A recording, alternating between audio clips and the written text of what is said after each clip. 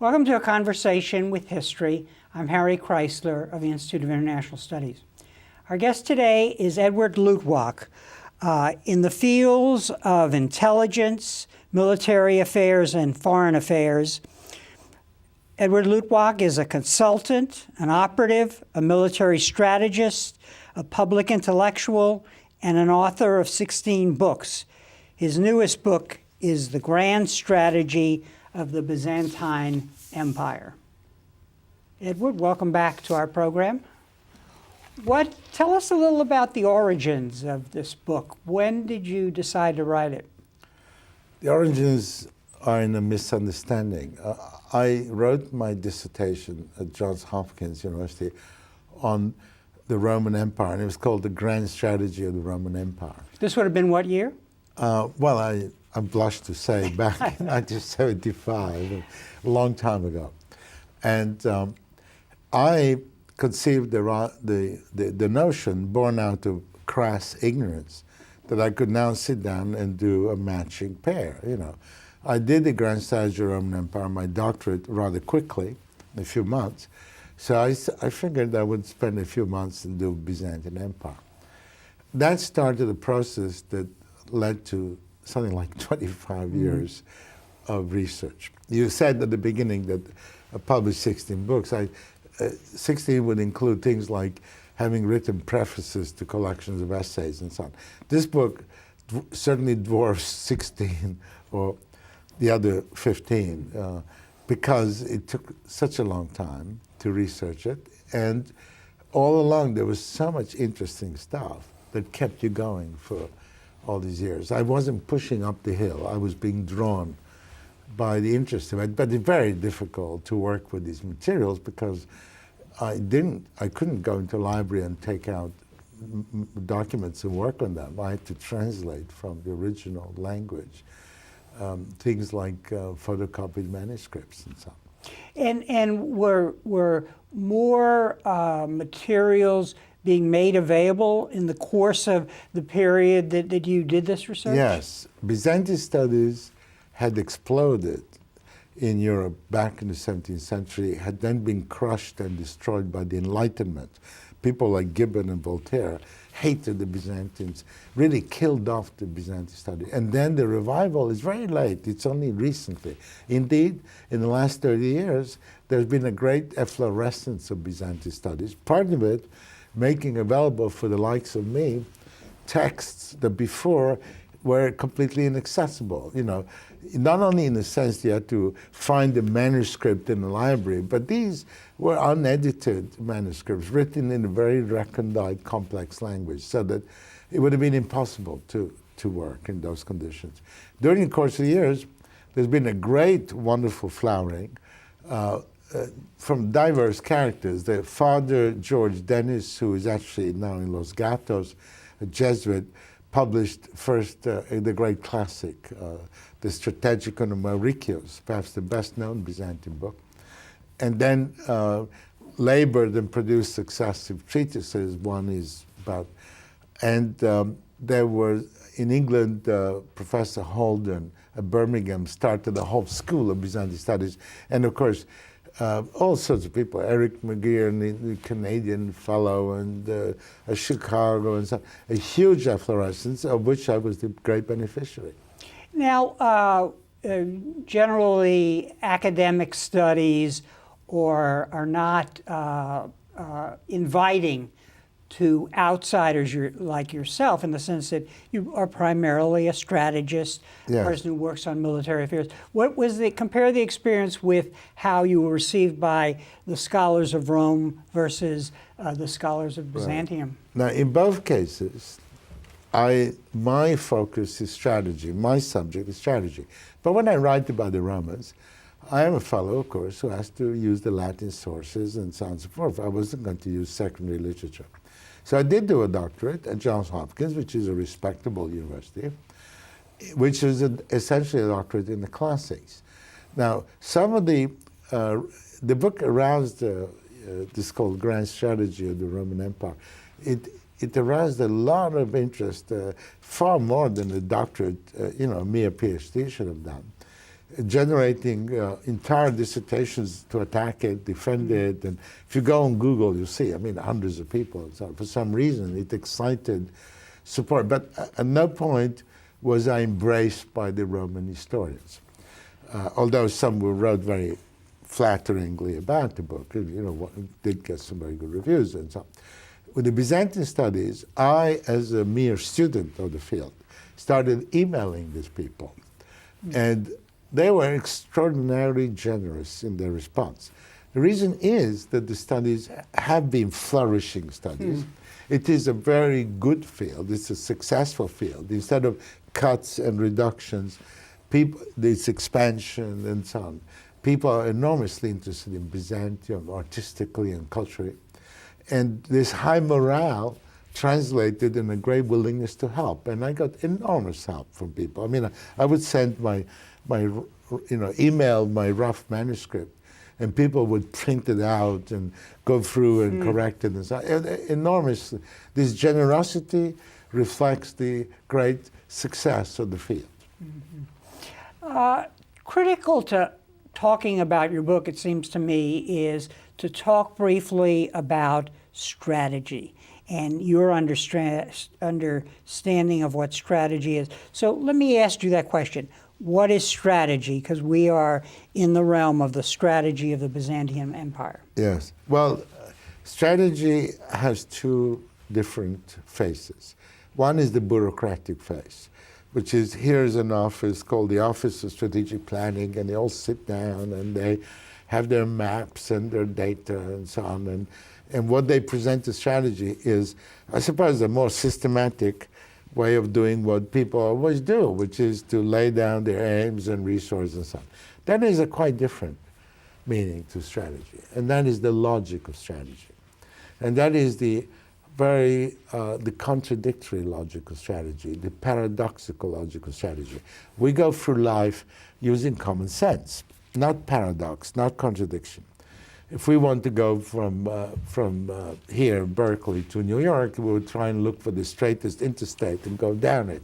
Only in strategy, which is defined by the presence of an enemy, somebody who's trying to stop you, if you want to go from A to B, you look for the most circuitous road. You want to see whether you can beat your way through a swamp or go over a mountain and so on, because then the enemy will not expect you. So strategy is the realm of contradiction, of paradox. Because you have an adversary waiting for you. If you do the straightforward thing, you have to outmaneuver, you have to do it. Now, things get more complicated because in strategy, things turn into their opposite. I mean, here you are, you're Napoleon, you're advancing, you're winning battles, you're advancing, you're winning more battles, and as you eventually advance far enough, so you outrun all your supplies, you exhaust your men, and suddenly you find yourself in Moscow in 1812, utterly defeated by your own victories. Because if Napoleon had been stopped right at the Russian border, he could never have destroyed his army and his empire by going too far. So victory becomes defeat, war becomes peace. War, people fight, they kill each other, they burn things, they run out of energy, exhaust, and give up their ambitions. They scale down their ambitions they went to war for. So war brings peace. Likewise, the carelessness of peace, the failure to see the enemy preparing, or the failure to see that you yourself are being very provocative, brings war. So strategy is the realm where everything is upside down, everything is paradoxical and contradictory. I mean, phrases like, if you want peace, prepare for war. They capture this sense. So what happens is that in the realm of conflict, those who understand this logic do well. Those who don't, fail. If they're very rich and have enormous resources, lots of gold, lots of men, lots of ammunition, then they can win anyway by brute force. But certainly they cannot win if they lack that, or if it's a kind of war, like a guerrilla war, where the enemy doesn't assemble and disperse it. So not even with huge means can you win. So strategy divides the the successful and the unsuccessful according to a rule entirely different from everyday life. And when we try to get a handle on strategy, and it's really the way diplomacy, intelligence, and military force are deployed together. Right. Now, this is the logical strategy is all the, let's say, the theoretical skeleton of all this. Then to make it happen in the overall statecraft, you first of all have diplomacy, which is that the best way to use your force is not to use it. Is to have this ability for force, so people viewing it refrain from provoking you. Or others who are not your enemies and not afraid of you, viewing it say, oh, you're a good fellow to be allied with. So diplomacy is about not using force, but very often can only succeed if you have force. Indeed, it's very rare for diplomacy. So on the one hand, you have to build up maximum strength and readiness to fight, and B, not to use it, and not to be tempted into using it, and rather to hold it, let others view it, and then variously go to them to have them join you, or simply refrain from attacking you or whatever. But the non-use of force is the core of diplomacy. Mm-hmm. And intelligence is, of course, something that comes before all this, and has to do with understanding the world. Extremely difficult thing to do, especially if you're embattled. If you're embattled and you're fighting and the enemy's in front of you, then you hate him, you fear him. All of this obscures your vision, makes it much harder. Again, another paradox. To understand the enemy, to be able to defeat him well, you have to be sympathetic. You have to understand him, and you can't do that if your mind is closed. You have to see it from his point of view. And then you'll be able to understand him, and then you'll be able to defeat him.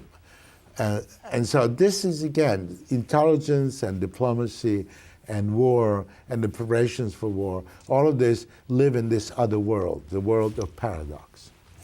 At one point, you say, strategy is an expression of an entire culture. And before you comment on that, let's go back and see how you came to this problem. Here you are, a strategist. You're going to do a book on Byzantium. You're going to knock it off in a year. And then you wind up taking much longer to do it. 25 years. So this is intriguing. So it's really I have a vision of you understanding strategy, going into the archives, and then suddenly realizing all that's there. Talk a little about that and explain this notion that strategy is an expression of an entire culture. Well, as I said, the Enlightenment had squashed Byzantine studies and persuaded people that Byzantium was a waste of time. It was the decadence. There was glorious Greece, magnificent Rome, and then there was this decline or something. Actually, the Enlightenment hated the religiosity of the Byzantines and so on. So I suppose I was a victim of this same narrow prejudice. I figured that the Romans had done wonderful things, the Byzantines had then lingered for centuries. When I went into it, I discovered, of course, that things were quite different.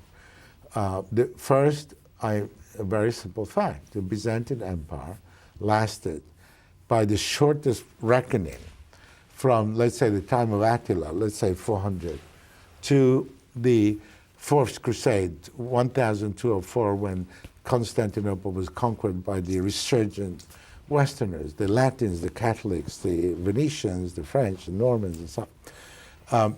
So that would give us 800 years. If you wanted to, you could then take the revived Byzantine Empire, this later Byzantine Empire, that lasted till 1453, but I don't do that because I believe that the empire really, what the Turks defeated in 1453 was not the Byzantine Empire, it was just a city-state and so on. So they lasted longer than any other empire in history. No Chinese dynasty pulled more than 300 years or so. No state that we know of lasted 800 years, none. And then I started discovering why they lasted. And I discovered that it was because they possessed a strategic culture that was very firmly rooted and was giving them a whole inventory of right things to do when faced with the unending succession of enemies that rolled up to the borders of Byzantium from the Great Eurasian Steppe and across Asia and Iran and so on. And the empire, so we have this combination of an empire that lasted a long time, that was quite extensive. You say Byzantium reached 1,000 miles east from Constantinople to the Caspian shore, more than 1,000 miles west across Europe, more than 500 miles north to Khiva and Rus, and then as far south as Egypt. So it was quite an expanse, and then enemies on all sides. Yes, yes. The Western, when the Roman Empire as a whole was divided in two, upon the death of Theodosius the Great in 395, the western part was the good part, because the western part was Spain and France. They were facing the Atlantic Ocean. And then, yes, they had a dangerous border with the Germanic peoples on the Rhine, but there was a lot of depth. In the case of the eastern half of the Roman Empire that called itself Roman until the last day, but which we call Byzantine by modern habit, 17th century habit, this eastern half was much less fortunate. It didn't have strategic depth. And instead of having Germanic tribes on the Rhine, it had the Danube border, which was directly facing the Great Eurasian Steppe, where the enemies were much more dangerous. There was the great Huns, Attila's Huns, and then the Avars that were like product-improved Huns, even more advanced. And after that came other Turkic riders, the Bulgars and so on, and then the Magyars, and then eventually the Pechenegs, Cumans, and finally the Mongols, all slamming against this border. On the other side, they had the open border on the east with the Iranian plateau, the land of the Iranian empires, and the Sassanid Persian Empire was the only other superpower. So when they divided the empire in two, it was only administrative. Both sides were supposed to fight for both sides. There wasn't two different, no rivals, not even separated. It was simply administrative. But when the western side collapsed in the 5th century and gave up, the eastern side found itself with the strongest enemies, the most dangerous borders, without being able to call on the other half, which had disappeared. It's the western side that should have lasted for centuries. Much better secured. Indeed, and yet it was the eastern side centered on Constantinople that lasted down the centuries. And that was because they were able to react to all this by inventing a strategy, inventing a grand strategy, which that followed and developed. And this becomes very important because what your book reveals that you are discovering is an innovative quality, an ability to adapt, to be flexible, and to play off these three variables: military power, diplomacy and persuasion, and intelligence. So that's what you were finding as a strategist. Yes. Well, what I was finding was that they survived longer than any other empire because they had a much better strategic culture than any other empire, far superior to anything we know from any other part of the world. And it was indeed composed from their clear sense of the harmonious, how to build harmonious interactions between intelligence, diplomacy, and force. Now, the Roman tradition had been that when you see an enemy, you mobilize your troops, you gather up your army, and now you will crush them, destroy them, make peace. You make a solitude and call it peace. You destroy the enemy, you proclaim it with great something. The Byzantines totally could not do that. they didn't have the strength. And if they had reacted to the arrival of each new enemy by mobilizing all the strength, assembling the biggest possible army, fighting the whole war, exhausting themselves, losing casualties to destroy utterly the enemy, they would then have lost twice. First, because as soon as the next enemy arrives, they would have been exhausted and easily defeated. The other is that by destroying the first enemy, their diplomacy would have nothing to work with. Instead, they learned to contain the enemy that couldn't be persuaded and talked out of attacking, even if you tried very hard to bribe him, divert him, make him an ally, befriend him. You fail. Okay, but then you don't destroy him, you don't encircle him and wipe him out, you contain him. Hence, infantry is less useful than cavalry, because cavalry can skirmish and so on. And you contain him, and you don't want to destroy him. Not only because you don't want to expend your own strength in destroying him, but also because you know that there's somebody else coming down the pike towards you, and you want to contain him and then befriend him and make him your ally to guard your own borders. Now, if this enemy cannot be reconciled, if it's too ferocious, if he doesn't understand the scheme, doesn't understand the benefit of it, then to the contrary, you go to the approaching enemy who's further away, and you say to him, come forward, there's wonderful pasture for your horses, and we will provide grain along the way for you, and we'll give you some gold, and then persuade them to accelerate their coming, so they'll slam into the back of this unreconcilable enemy. So they started, instead of diplomacy as an adjunct of force, it is force that becomes an adjunct of diplomacy. You solve your problems diplomatically. And only then, as a last resort, do you use force, and when you do, as little as possible. It sounds like you're saying in writing in the book that for a number of reasons, the Byzantines had a global vision that allowed them to see the whole board on the one hand. But on the other hand, and we're going to talk about this in a minute, they had institutions that allowed them to do that. Right. Now, we have hard evidence for this.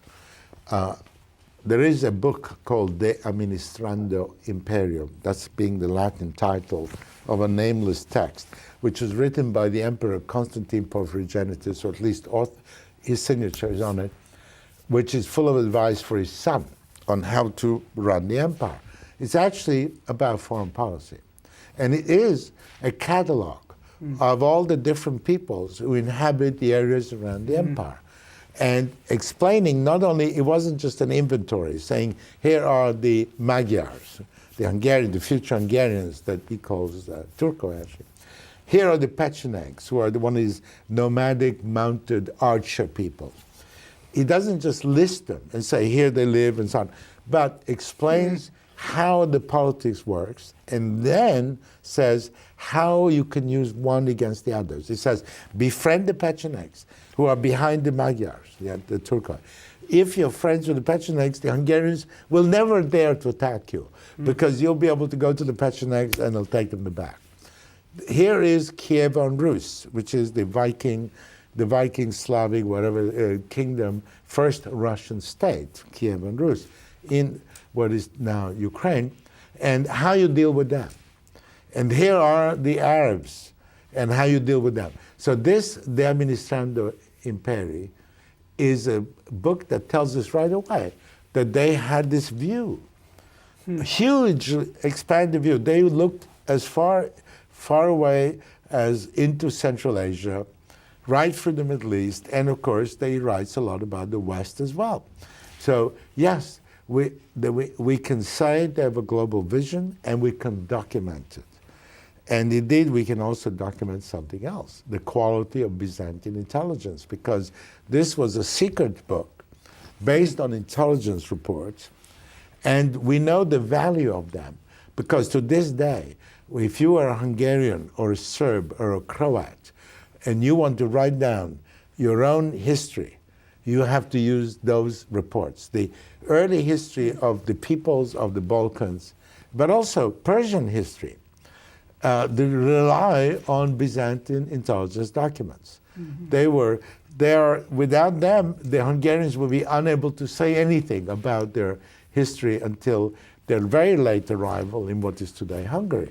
And same is true of the Serbs, the Croats, it's true of the Bulgarians, of course, and it's true across on the other side of the Persians, and indeed even the Arabs.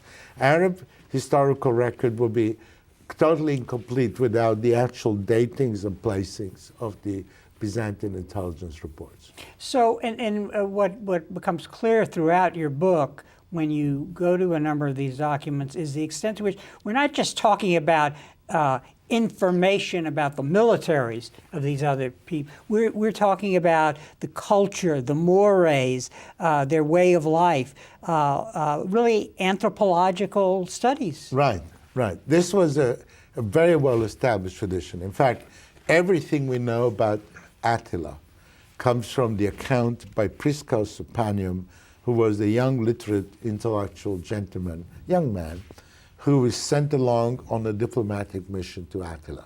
Indeed, that mission contains all the legs of the Byzantine system. There is the patrician diplomat, the ambassador. So not a regular professional foreign service, but somebody who's been designated. Designated, yeah. Definitely designated. Yeah. We have the patrician negotiator, the elegant fellow. Then we have the secret agent. His name is Vigilas, and his job is not to negotiate with Attila or understand Attila, but to recruit somebody who will assassinate Attila, because somebody back in Constantinople, the statesman running the show, a certain Chrysafios, who is much attacked, a eunuch and some, but who was, I think, the real inventor of this. Chrysafios correctly reasoned that the Huns were not anything important until Attila, and that if Attila was removed, the Huns would become a bunch of loose nomads.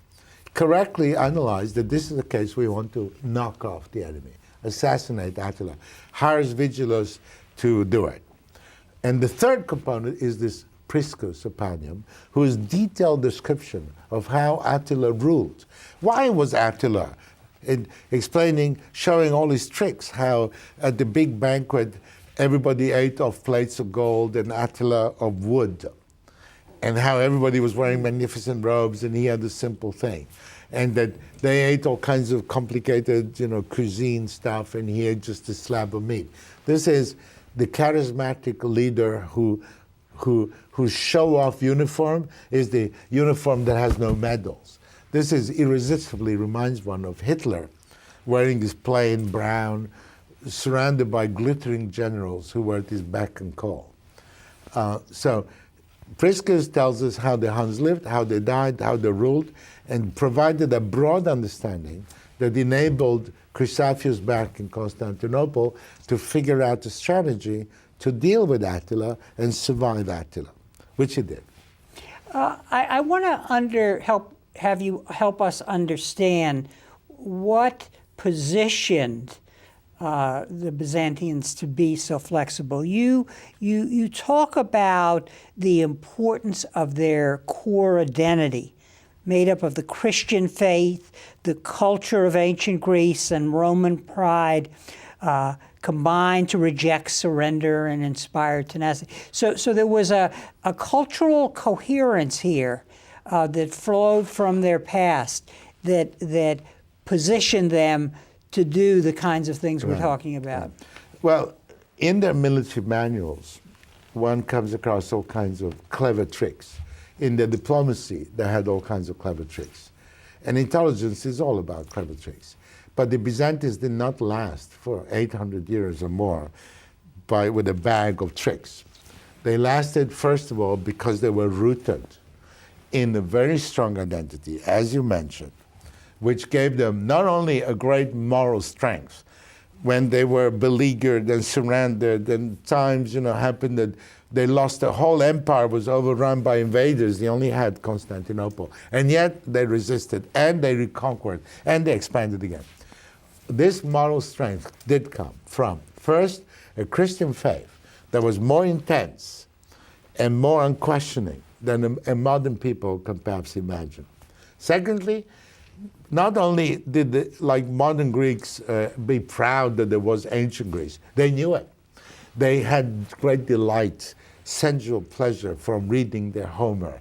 They had deep instruction and philosophical satisfaction from reading their Thucydides. They read their Plato and Aristotle, and they gave them great comfort intellectually to have this, and also historic perspective, because they didn't have the calendar in front of them, but they knew that Thucydides was of 500 BC roughly. They knew it was a long time before. And so when they faced the enemy of this morning, they did so in the knowledge that there have been so many enemies now long forgotten. So many seemingly formidable people have disappeared. And there we are, we're still here. Mm-hmm. And the Roman, of course, gave them very good institutions. The Roman army, with its unique skill, which is training people. Mm-hmm. Training, really training, in a way that armies didn't do again until modern times. And we're talking about a year's training. Yes. And this training adapted to the weaponry of the adversary. Absolutely, that was it. It is not shaken, even today, if you go to Iraq, Afghanistan, and so on, you'll meet soldiers who have only joined the army maybe a year ago, 6 months ago, 9 months ago, certainly a year ago. In the Byzantine case, you wouldn't be brought near the enemy until you have been trained for 2 years and longer. Mm-hmm. They were very thorough. This is the Roman tradition, very thorough training. We have in Josephus a description, how you have extra heavy weapons. You don't train with the normal sword, you train with a heavier sword, so in battle, and very detailed skills accumulation, so that the individual soldier was a fully trained craftsman of war. So the unit as a whole could maneuver and do its own unit training of learning to maneuver. They wouldn't have to go back all the time to do remedial and so on. So they had all that and adapted. When they went to the battlefield, and they came across a certain enemy, they could assemble. Because they knew how to use the sword, the spear, the lance, the javelin, and so on, but also the very demanding weapon, the one more demanding than any of them, which is the powerful composite bow, copied from the Huns. That was the great secret weapon of the Huns, the most powerful weapon in antiquity. Now, to learn to use that, first of all, some people can never learn, so they had slingers for that. They gave them slings, And the people who could learn would go through a very detailed program of instruction. We have a guidebook that survives exactly on how to do it.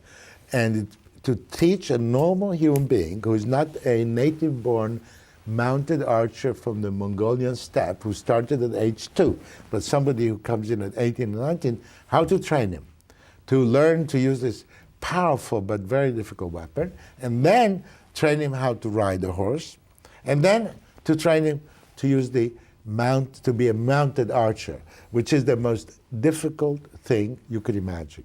There are people who practice it today in Japan, and it is fantastic what they do, but it's also fantastic how many years it takes for them to learn the skill. Byzantine army did it routinely. They manufactured units of mounted archers, which meant taking people in at 18, 19, and training them for 3 or 4 years before they could use them. Now, the other institution that you emphasize in the book, besides the training, is tax collection. Yes. So they had inherited or adapted a system to essentially garner the resources to pay for these conflicts. Right. I mean, all the historic governments we know of, Henry VIII in the Renaissance, the medieval governments, indeed even governments much later than that. How did they raise funds? They raised funds by very crude methods, such as having tolls on roads. Like Paris used to have customs barriers around it. You brought your wheat to sell in the market, you had to pay a tax. Crude physical methods like that were very distortive and didn't capture the wealth of the country. The Byzantines had a system inherited from Rome. It's one of the great institutional gifts that they got from Rome, the continuity, which had the bureaucracy that went around judging the productivity of single fields in terms of how much wheat they could produce, how many animals they could sustain. They would then write it in a register. Then they would, on the basis of a central budget, they would make a central budget. How much money do we need for the court, for diplomacy, for the army, and so on? They would say, well, we need so many gold coins. Then they would allocate this tax to the different provinces and districts and sub-districts and sub-districts, and on the basis of their productive capacity, the gold would be brought to Constantinople. Then the gold would be spent from Constantinople to pay for soldiers, officials, the maintenance of this and that, factories where they produce weapons. And then the gold this way came back because people ultimately had the gold, and they went back to buy food and to buy wheat and meat and fish and so on. So the gold would then come back to the primary producers who would have the gold in hand to pay the taxes. This system not only provided the emperor with ready access to gold and gave him the ability to maneuver in a way that medieval sovereigns could not maneuver, but also generated a circulation of money, which enabled the Byzantine economy to develop. In every town you had a market. The market was where the farmer brought his food. He got the gold that he had in his pocket to pay the tax collector. And out of this, you alimented cities and civilization and all the rest of it. You make clear that in addition, the leaders of Byzantium sort of knew how to use the panoply of power, religion, the court. So all of these were elements, including religion, for winning allies, making other peoples aware of the power that might or might not be used. Well, there were Christians. They did believe in salvation. They believed it was their religious duty to save as many people as possible. The Byzantine Empire was responsible for converting the Russians to Christianity. The Russians had been pagans. The Russians could have become Muslim, historically. The Muslims did reach into southern Russia. They're still there today. Instead, they became Christian because of Byzantium. They converted the Slavs in general, the Bulgarians, the Serbs, the Croats, and so on. But given that they had to do it for religious reasons, the emperor was the secular head of the church, and the prestige and authority of the emperor and the empire benefited greatly from the fact that it was the center of Orthodox Christianity. The Russians at times attacked the Byzantines, but much of the time they were the allies and supporters of Byzantium once they were converted. And they operated their Christianity in a way to do it. Hagia Sophia, the great church built by Justinian, the miraculous church built in 540, not by mere architects, but by mathematicians, with the huge golden dome that astonished ancient visitors and astonishes tourists today.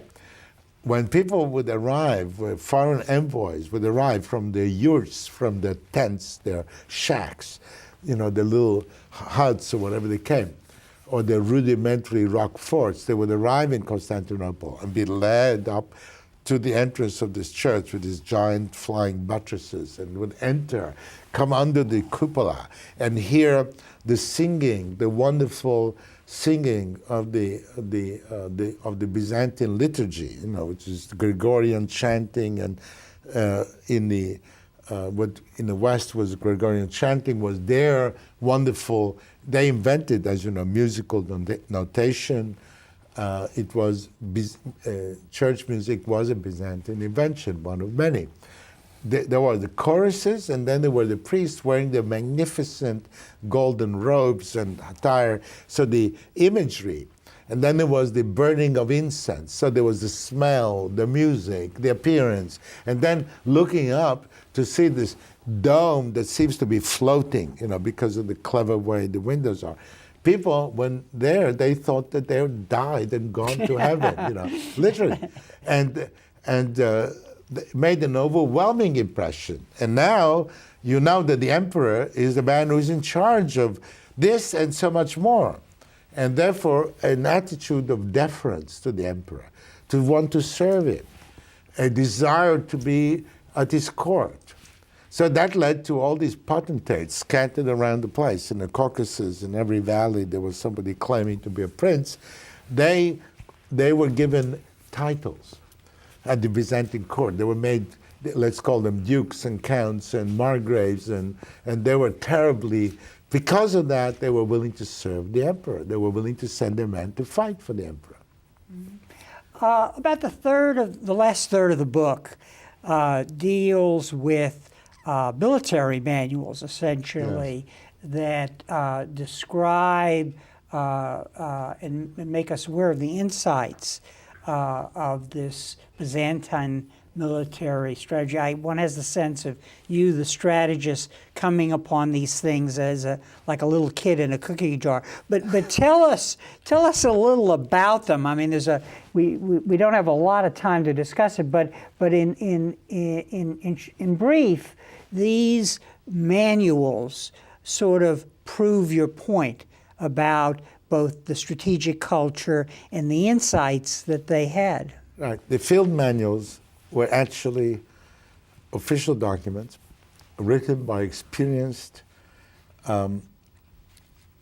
generals, admirals, if you like. There's a huge discussion that some of them were not. They were written by mere scribblers. But we know that the most important were clearly written by practitioners. It's completely obvious that by people of real experience. Now, when I came across them, this was enormously exciting for me because at the time I was working as a consultant for the U.S. Army Training and Doctrine Command and working on the new edition of their base capstone manual, what they call 100-5, which is the basic field manual of the U.S. Army, and which gets renewed every X years. That was a major renewal. They hired me as a consultant. Here I am working on the field manual, and at the same time, I'm reading the Byzantine field manual.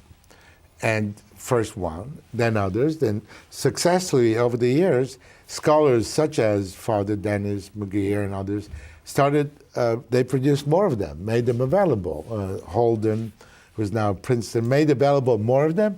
And then I found some that existed only as the original uncommented Greek text, but were printed. And eventually, one of them came out very obscurely, but finally I had a whole collection of them. And in them, as you say, there is the overall concept of statecraft, then there is the intelligence and how to gather intelligence, including some very good tricks that can still be used today. And then there is how you use intelligence. First of all, to outmaneuver the enemy, not to destroy him and destroy yourself in the process. Outmaneuver him. And then in detail, and then the detailed tactics and so on. And finally, there was the part that was the real parallel with the U.S. Army's 100-5, which is what the Army would say, how to fight the force in the actual battle tactics and so on. But unlike the Romans or the Americans, for the Byzantines, this fighting was always under the heading saying, minimize it. Do the minimum you must. Not the mostest with the fastest, but the leastest and the latest, because you have to survive hundreds of years and you can't burn yourself out. Mm-hmm.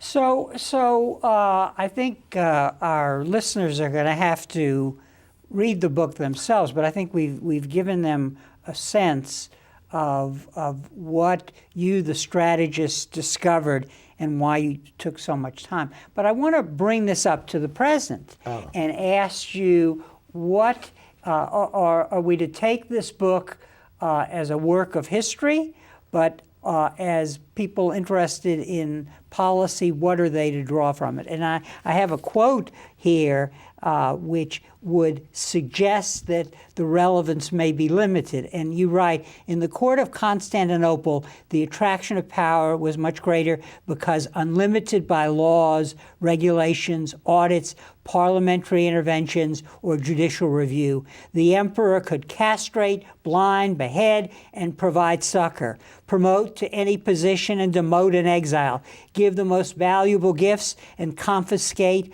endow a man with a rich estate, or take away all his possessions. So leadership had, well, it seems to be unlimited in its power, but on the other hand, was self-limiting based on what you've just said. Yeah. So does that say that this experience is not relevant to the United States today as we think about how we deal with many adversaries with diminished resources?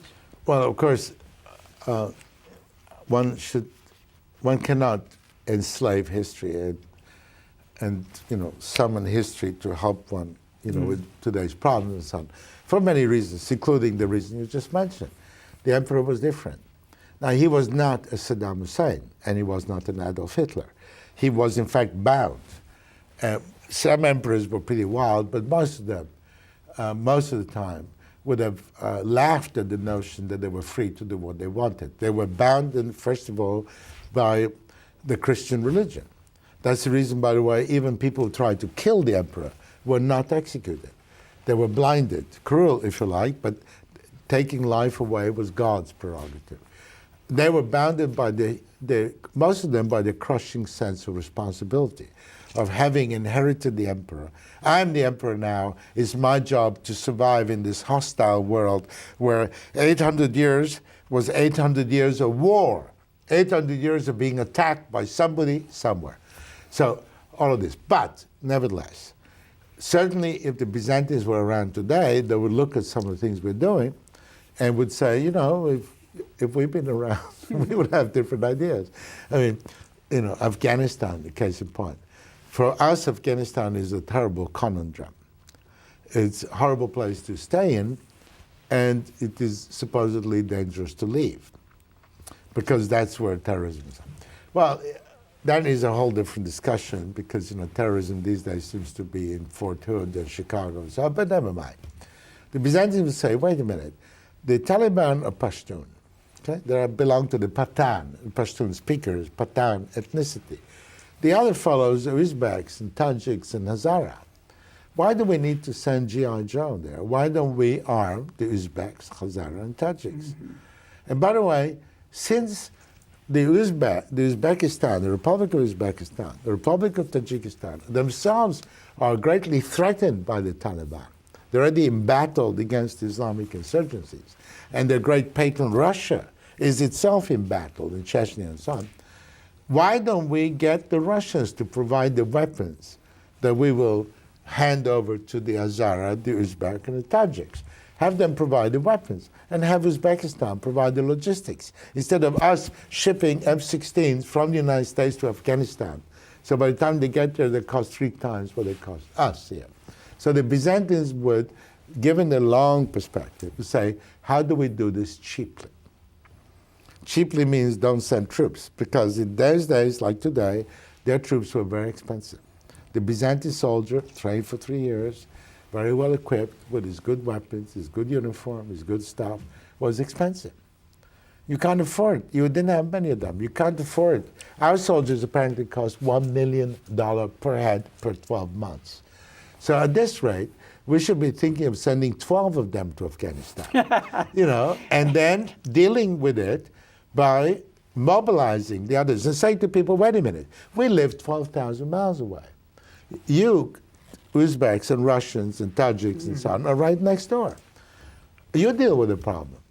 And, in regard to Pakistan, instead of shipping $5,000 million to the Pakistanis so that the Pakistani army and intelligence can continue playing with us, pretending to help, not helping, trying to help, helping a little, then stopping, then they would go to the Pakistanis and say, listen, India is behind you. You either do what we say, or we will induce, bribe, persuade the Indians to squeeze you. And instead of holding the Indians, we would say to the Indians, take Kashmir, take the lot, deal with it. And of course, today, we're not in Byzantine times. There are nuclear weapons around. We have a global interest in preventing a nuclear war anywhere. We do. And so there are limitations, and you can't be unlimitedly clever, by copying tricks from history. But certainly, our very Roman attitude, comes into question. So in your terms, the problem is, how does Rome become more like Constantinople? Right. That's the American problem. That's the American problem. I hear people comparing Afghanistan to Vietnam. Now, Vietnam, there was nobody in Vietnam. There's the ocean on one side. There were weak states. We couldn't force anybody to fight in Vietnam for us against the Viet Cong. Plenty of people didn't like North Vietnam, but we could not manipulate them into acting against North Vietnam. Afghanistan is different. Even Iran, which is our great enemy from many points of view in many different areas, the Iranians have 100% correlation with us in opposing the Taliban. The Taliban are Sunni extremists who view the 12 Shia Iranian regime as a regime of heretics deserving of death. Therefore, the Iranians, when the Taliban ruled Afghanistan, the Iranians were mobilized on the Afghan border. And so we can call on all of them. If you're a Roman, you ignore all of them. And you send a huge army to destroy and kill off all the Taliban. If you're Byzantine, you take advantage of this. So look, I hear, after reading your book, which I did do, I see two problems that prevent us from moving from being Rome to being Constantinople. One is the poor quality of our intelligence. By that I mean, do we understand all of these different peoples that you just described in this region in the way the Byzantians would have understood them? And then the other problem I see is that Rome, once you're Rome, you create institutions that blind you to how you should adapt. And so therefore, you can't see that, hey, we can get these other people to do the things we need done. Could you address those? Am I right about those two things? Well, yes, this is the central problem. In regard to the latter, our institutions involve an extremely successful, professionally successful, highly competent armed forces. We have an excellent army, we have a superlative Marine Corps, we have wonderfully effective Air Force and Navy and so on. All of them are also proponents of their own solutions. So the Air Force believes in taking pictures, let's say. They don't have a cheap UAV to take pictures. They would send an expensive F-15 that is $4,000 per flying hour and so on. The Marines are great, but when you send the Marines somewhere, they want to fight the battle. Even now in Afghanistan, they're looking for their Fallujah, their opportunity to take on the Taliban. Stand, let us take us on, have our battle. They are proponents, and as you saw right now, President Obama, he has General McChrystal and General Petraeus. General Petraeus with the doctorate and so on, the author of the counterinsurgency manual, which is this thick, and so on. All of them proposing their solution. If he would have sent there a Byzantine envoy, somebody like one of the Byzantine ambassadors, like Zemarcus, who was sent with a small retinue of body servants and a ceremonial guard, and he was in Afghanistan, he wouldn't recommend troops. He would figure out, he would say, give me some money to bribe X, and give me, and put some pressure on go and talk to the Indians, let's do that. Let's go to Tashkent and ask the ruler of Uzbekistan, Islam Khanimov, how he would like it if the Afghan win in Uzbekistan. So yes, that's And then the other problem, the first problem, the great problem, intelligence. When you are a great nation like the American nation, and so much is going on within the United States, it's very hard to see beyond the borders. Very hard to see. When you see, it's very hard to comprehend the outside world when you are if you live in Liechtenstein and Luxembourg and Monaco, or even in Prague and so on, you know that the outside world is half an hour away. And you think about Germany, you think about outside cultures, you hear foreign languages. You are when you are in a great nation like the United States, it's very hard to comprehend, understand, and so on. There is a certain lack of feel. The Central Intelligence Agency, therefore, through the years, through the decades, while it sits next to our State Department with its excellent diplomats, and I don't mean great names, I mean the fellow you meet in the early morning in some minor post. He's so much more competent and hardworking than his counterparts of other countries. We have very competent sergeants. We have very competent colonels. We have very competent, diplomats, and we do not have competent intelligence. We just don't. And every time something happens, they're behind the wall of secrecy, so they project competence and claim it. But every time something happens, we make startling discoveries. Like in the midst of the Iranian crisis back in 1979, only one person in the Central Intelligence Agency knew Farsi. Now, I myself I've encountered CIA people who get paid for their knowledge of Italian, and they don't speak Italian. Okay, they have a crude, primitive language they think is Italian. In other words, even at the level of linguistic knowledge. Now, compare that in Byzantine times, when a delegation came from what is now China, Xinjiang, arrived in Constantinople and started talking. There was an interpreter at the court who could translate his language, which was the first Turk of the first Turk Khanate Empire, from what is 5,000 kilometers away. Even elementary linguistic knowledge is lacking.